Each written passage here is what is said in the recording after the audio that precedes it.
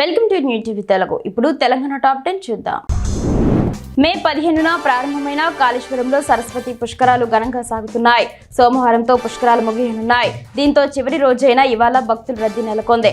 పవిత్ర త్రివేణి సంగమంలో భక్తులు పుణ్య స్నానాలు ఆచరిస్తున్నారు. అనంతరం కాళేశ్వర ముక్తేశ్వర స్వామిని దర్శించుకుంటున్నారు. నేడు ముగింపు వేడుకలను అట్టహాసంగా నిర్వహించేందుకు ఏర్పాట్లు చేస్తున్నారు. ప్రధాని మోదీ పాలనలో దేశం అన్ని రంగాలలో అభివృద్ధి చెందిందని బీజేపీ రాష్ట్ర కోశాధికారి బండారి శాంతికుమార్ అన్నారు.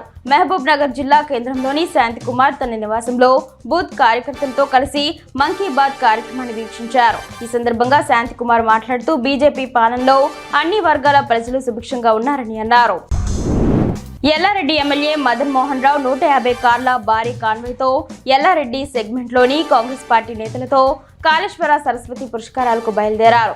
ఎల్లారెడ్డి, గంధారి, లింగంపేట్, నాగిరెడ్డిపేట్, తాడ్వాయ్, సదాశివనగర్, రామారెడ్డి, రాజంపేట మండలాల నుండి బయలుదేరి వెళ్లారు. ఎమ్మెల్యే ఓపెన్ టాప్ వాహనంపై అభివాదం చేస్తూ ముందుకు వెళ్లారు. వక్ఫ్ సవరణ బిల్లును వ్యతిరేకించేందుకు ముస్లింలందరూ ఏకం కావాలని యాకుత్పురా ఎమ్మెల్యే జాఫర్ హుసేన్ మెరాజ్ పిలుపునిచ్చారు. తలాక్ పట్టా డివిజన్ పరిధిలో ఎంఐఎం ఆధ్వర్యంలో మానవహారం కార్యక్రమం నిర్వహించారు. ఈ కార్యక్రమంలో ఎమ్మెల్యే జాఫర్ హుసేన్ మెరాజ్ పాల్గొని నిరసన తెలిపారు. ఆల్ ఇండియా ముస్లిం పర్సనల్ లా బోర్డు పిలుపు మేరకు మానవహారం కార్యక్రమం నిర్వహించామని తెలిపారు.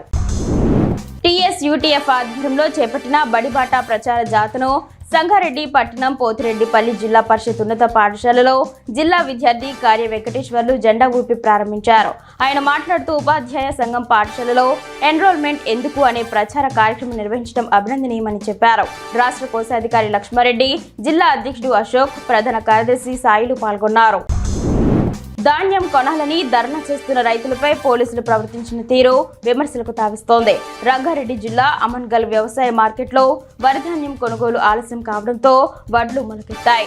ధాన్యం వెంటనే కొనుగోలు చేయాలని రోడ్డుపై బైఠాయించి ఆందోళన చేపట్టారు. దీంతో పోలీసులు రైతుల్ని ఈడ్చిపాడేశారు.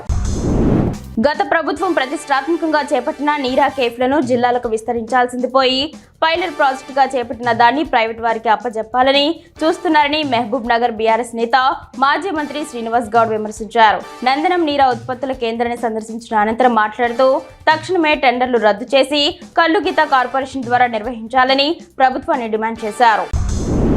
ధాన్యం కొనుగోలులో జాప్యం జరగడంతో అకాల వర్షాలకు తడిసిపోతోందని అన్నదాతలు ఆవేదన వ్యక్తం చేశారు. వికారాబాద్ జిల్లా తాండూరు నియోజకవర్గం బెన్నూరులోని కొనుగోలు కేంద్రంలో 5,000 క్వింటాల ధాన్యం ఉండిపోయింది. అకాల వర్షానికి కొనుగోలు కేంద్రంలో నీరు చేరడంతో ధాన్యం నీటా మునిగింది. వడ్లు తీసుకొచ్చి నెల రోజులు దాటినా పట్టించుకోవడం లేదని అధికారులు, ఎమ్మెల్యే వచ్చి చూసి వెళ్లారని ధాన్యం మాత్రం కొనడం లేదని రైతులు వాపోతున్నారు.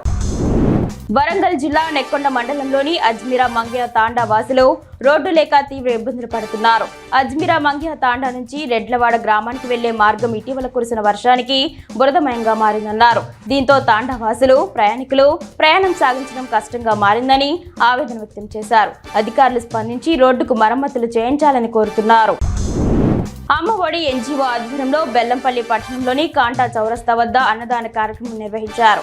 దాతా సబ్బని శ్రీనివాస్ సహకారంతో కాంటా చౌరస్తాలో నిరుపేదలు, యాచకులు, బాటాసారులు, చిరు వ్యాపారులకు భోజనం అందించారు. ఈ కార్యక్రమంలో అమ్మ ఒడి బ్రాంచ్ మేనేజర్ మధుకర్, సభ్యులు, దాతా కుటుంబ సభ్యులు తదితరులు పాల్గొన్నారు.